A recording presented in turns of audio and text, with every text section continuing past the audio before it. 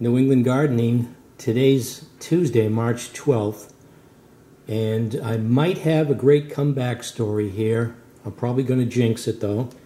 This is an orchid that I purchased last year, and it was a nice, I can't even remember now, it was a solid dark purple or reddish purple, and I left it. It was on the floor at the nursery. They looked like, I thought they were having a clearance sale, but they were just moving the orchids, and this one was dumped on the ground. I thought I'd get a good deal, but my mistake, I showed such an interest in it.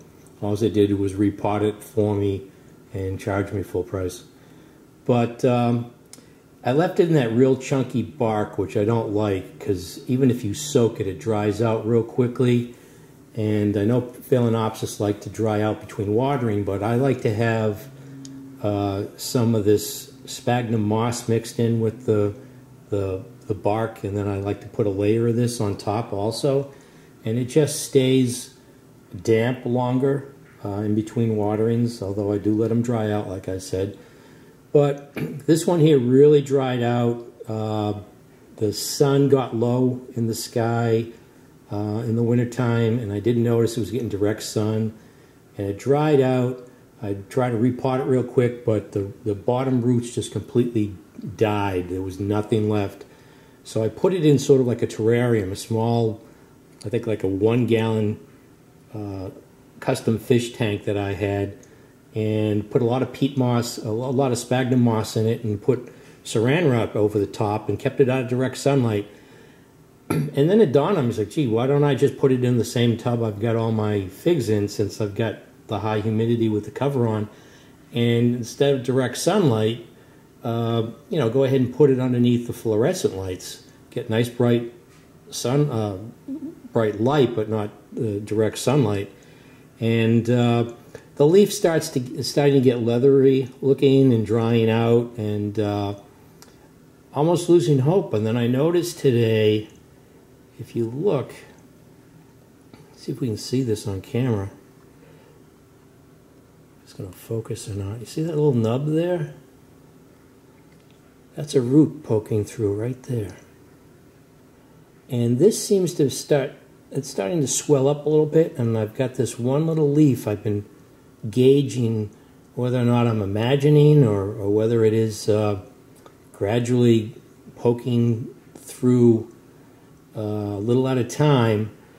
And so I have it now in the Tupperware or the storage bin here with the figs, the fig cuttings at high humidity, and I'm spraying it now. I just started to spray it a little bit with some diluted orchid fertilizer, but I hope I don't kill it now by giving it too much attention. But boy, this would be great if I can get this to. I'm sure they do this all the time in the labs where they grow orchids. I mean, they start them from seeds too, and do a lot of you know, stuff that you can do in the lab, cell splitting or whatever they call it, and make a lot of clones of individual plants. But this would be a pretty small. I don't know how long it would take from this stage to end up getting to a flowering size orchid again. But I just noticed that today. There's a little bit of the nub there. For a new root. That'd be something if it was a flower spike. That's not going to happen, because basically there's nothing below that. Where you see that nub, there's nothing but a dead remnants of the root stock. There's just that little swelled portion there with that root and the leaf. And then, like I said, there's the larger one lone leaf, original to the plant, that you can see has all the wrinkles in it. It's starting to dehydrate. So I'm going to keep an eye on this, and hopefully that root will make some progress. And I think if I got that root and a little bit of a leaf there, I've got a good chance.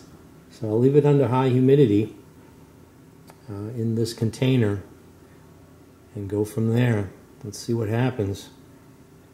It's a really nice solid color. I mean, the other one, the white with the speckles, that's great, but I really like the solid color on this one. So, due to my neglect, I'm at this point, so it'd be great if I could get it to come back from almost near death. So this is New England Gardening, and today is March 12th, Tuesday. So we'll see how long it takes, hopefully, get my fingers crossed, if this will turn around. Thanks for watching.